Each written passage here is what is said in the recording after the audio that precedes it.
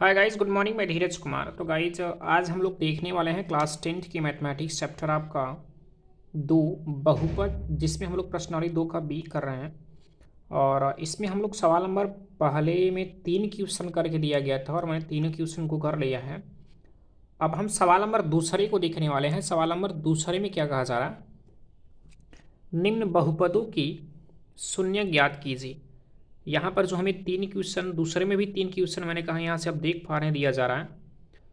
इन सभी क्वेश्चनों का हमें पहले शून्य ज्ञात करना होगा और शून्यकों तथा गुणांकों के बीच संबंध सत्यता की जांच भी करनी है।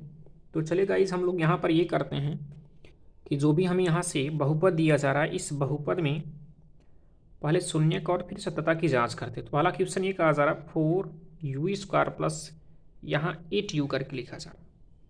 तो अगर मैं इसे पहले बहुपद के अगर मानक रूप में चेंज करना चाहूँ, द्विघाती बहुपद करके दिया जा रहा है, और चूंकि आप यहाँ द्विघात बहुपद का जो मानक रूप होता है आपको बता भी चुके हैं पहले से कि बहुपद या द्विघाती बहुपद का मानक रूप ax² प्लस bx और प्लस c करके होता है। और आप देख पा रहे हैं कि इसमें आपकी इस चर जो x लिखा जा रहा है, यहाँ x के स्थान पर u लिखा है, तो 4u² प्लस 8u, यहाँ पर दो पद आपका बन रहा है पर आपका c नहीं बन रहा है।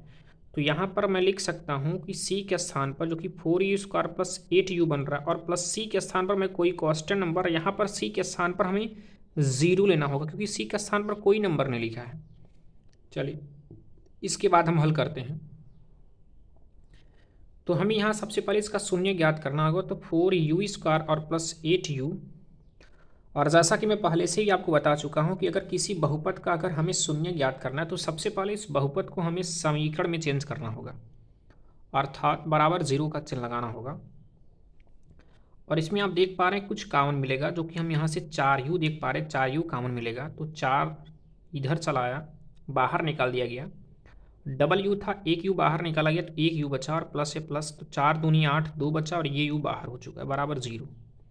एक बार इस 4u को मैं 0 के साथ लूँगा तो हमें 4u बराबर 0 मिल जाएगा, और u की वैल्यू यहाँ से 0/4, और u का मान 4 का भाग 0 में करेंगे 0 मिल जाएगा। और ये जो पहला मान मिल रहा है इस बहुपद का, ये पहला शून्यक है जिसे मैं अल्फा से दर्शा सकता हूँ, अल्फा बराबर 0 मिल जा रहा है।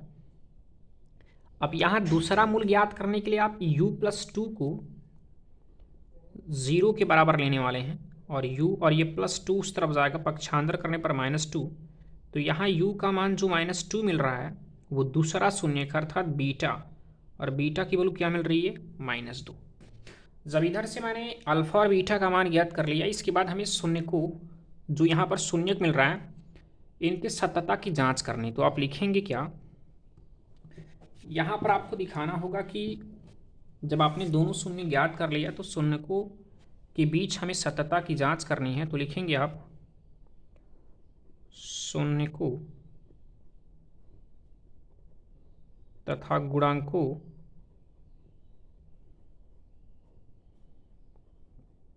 के बीच सत्यता की जांच। सत्यता की जब आप जांच करेंगे तो जांच करने पर कैसे आपको पता चलेगा कि आपका सही है या गलत।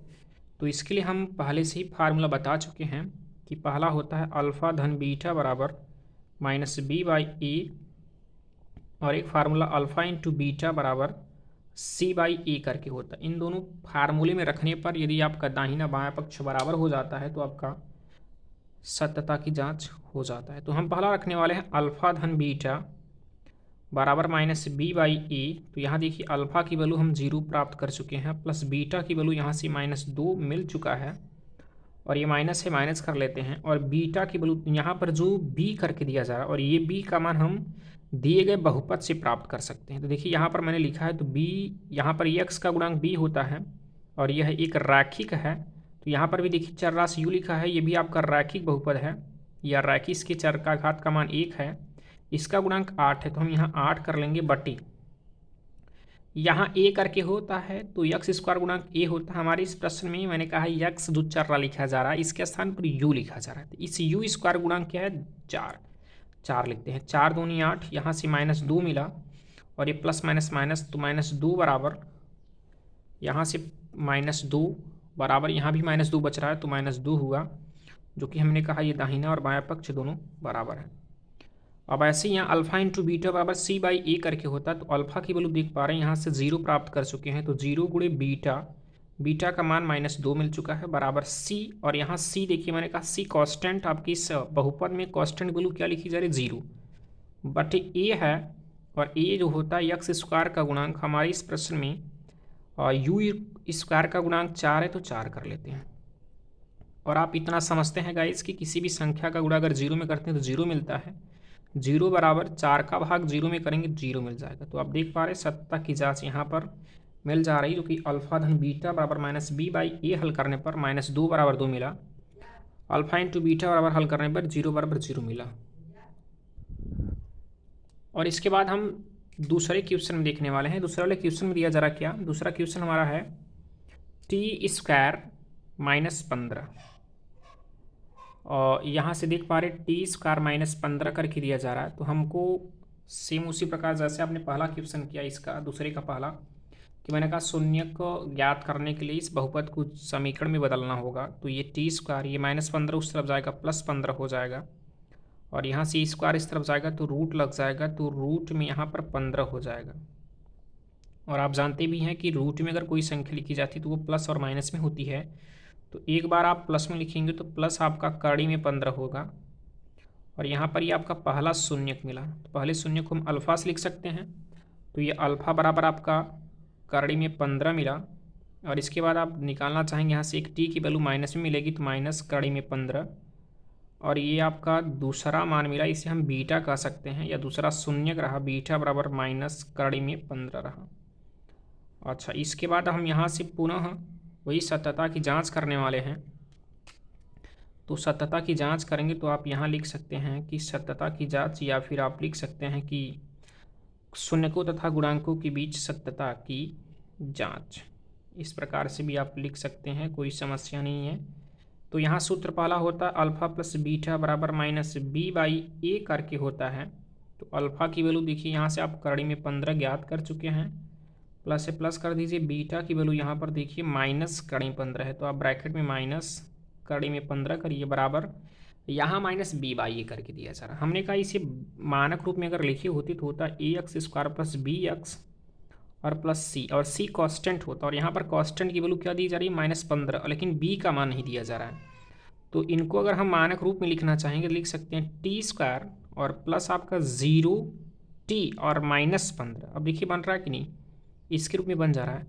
तो हमें यहाँ से x का गुणांक b होता है, तो हमारे प्रश्न में t चरराशि माना गया है, तो t का गुणांक क्या है 0, तो हम यहाँ 0 कर देंगे, -0/a, और a जो होता है वो x² गुणांक होता है, तो t² गुणांक क्या होगा 1, यहाँ करड़ी में 15, और ये प्लस माइनस माइनस करड़ी में 15 मिलेगा बराबर 1 का भाग 0 में करेंगे या -0 में करेंगे तो 0 मिल जाएगा, और ये भी कट जाएगा, तो 0 बराबर 0 हमको यहाँ से मिला। अब इसके बाद हम यहाँ अल्फा इंटू बीटा बराबर सूत्र होता है C/A, और अल्फा की वैल्यू देख पा रहे हैं कि करड़ी में आपका 15 दिया जा रहा है, और इंटू बीटा करके है, और बीटा का मान जो हो माइनस करड़ी में 15 करके लिखा जा रहा है। तो हम यहाँ दिखा सकते हैं माइनस करड़ी में 15 बराबर C/A होता है, और C की वैल्यू देखिए यहाँ पर मिल चुका है -15, तो -15 और बटे A जो कि t² गुणांक यहाँ 1 है, तो यहाँ कड़ी 15 और माइनस कड़ी 15 गुणा करेंगे तो -15 मिल जाएगा, और बराबर यहाँ 1 का भाग -15 में करेंगे तो -15 मिलेगा। तो दोनों पक्ष यहाँ पर बराबर हो जा रहा है, जो कि हम दूसरा क्वेश्चन भी देख पा रहे हैं कि हमारा सत्यता का जांच सही है। अब इसके बाद हम इसी में तीसरा जो क्वेश्चन करके दिया जा रहा है, क्या दिया जा रहा है, इसमें दिया जा रहा है 3x² और -3 और -7x। तो सबसे पहले इसे हम मानक रूप में बदलना चाहेंगे, तो मानक रूप होता है ax² + bx और प्लस c करके होता है। तो इस बहुपद को मानक रूप में लिखेंगे तो 3x², ये -7x है, तो -7x, क्योंकि bx जो होता है वो द्वितीय पद माना जाता है, तो इसमें द्वितीय पद जो है तृतीय पद मान लिया है, तो आपको द्वितीय पद बनाना होगा, फिर -3, ये आपका बहुपद रहा। अब इसको हमें समीकरण में चेंज करना होगा। जब समीकरण में चेंज करेंगे तब जाकर के इसका हम शून्य ज्ञात करेंगे। तो 3 तिया 9 गुणा करने पर आपको 9 मिलना चाहिए। सॉरी गाइज, यहाँ पर 6 करके दिया जा रहा है, तो यहाँ 6 होगा आपका। तो 6 3 18 गुणा करने पर 18 और घटाने पर 7 मिलना चाहिए। तो 9 दूनी 18, 9 में से 2 गए, 7 मिलना चाहिए। घटाने पर 18 सॉरी गुणा करने पर 18, घटाने पर 7। तो 6x² माइनस यहाँ हो जाएगा 9 - 2, क्योंकि 9 में से 2 घटाएंगे 7 और 9 दूनी 18। x - 3 = 0 और यहाँ से मिल जाएगा 6x² माइनस 9 का गुणा x में करेंगे 9x और ये माइनस प्लस 2 का गुणा इसमें करेंगे 2x और -3 = 0। इनमें 3x कॉमन मिल रहा है, तो 3x कॉमन करेंगे तो 3 दूनी 6 और यहाँ से 2x - 3 3 का 9, यहाँ प्लस 1 कॉमन करेंगे 2x - 3 = 0। 2x - 3 एक तरफ कर लेते हैं और ये 3x + 1 एक तरफ कर लेंगे बराबर 0। अब यहाँ से अल्फा और बीटा का मान ज्ञात करने के लिए एक बार 2x - 3 को 0 के बराबर लेंगे, तो 2x - 3 = 0। ये माइनस उस तरफ जाएगा तो आपको +3 मिल जाएगा और x बराबर मिल जाएगा 3/2। ये पहला शून्यक मिला, इसे अल्फा से दिखा सकते हो। अल्फा का मान 3/2। बीटा का मान ज्ञात करना चाहते हो तो आप यहाँ से 3x + 1 = 0 कर लेंगे और ये +1 उस तरफ जाएगा तो -1 मिल जाएगा। तो x बराबर मिल जाएगा -1/3 और ये द्वितीय आपको मान मिला, तो इसे हम बीटा का मान दिखा सकते हैं, इसे -1/3। तो गाइस हमें यहाँ से अल्फा और बीटा का यदि मान मिल चुका है तो आप सत्यता की जांच कर सकते हैं। सत्यता की जांच वही फार्मूला जो भी मैंने बताया, यहाँ से देख पा रहे हैं कि अल्फा धन बीटा = -b/a और अल्फा × बीटा = c/a। तो इसमें हम सत्यता की जांच आपके ऊपर छोड़ते हैं और आपको ये करना होगा। और सत्यता की जांच करके आप कमेंट में हमें बताइए कि क्या दोनों पक्ष आपके बराबर आ रहे हैं। ओके गाइस, आज के लिए इतना ही। तो मिलते हैं हम लोग कल, और कल वाले वीडियो में हम लोग देखने वाले हैं प्रश्न नंबर 3 को। Okay, thanks.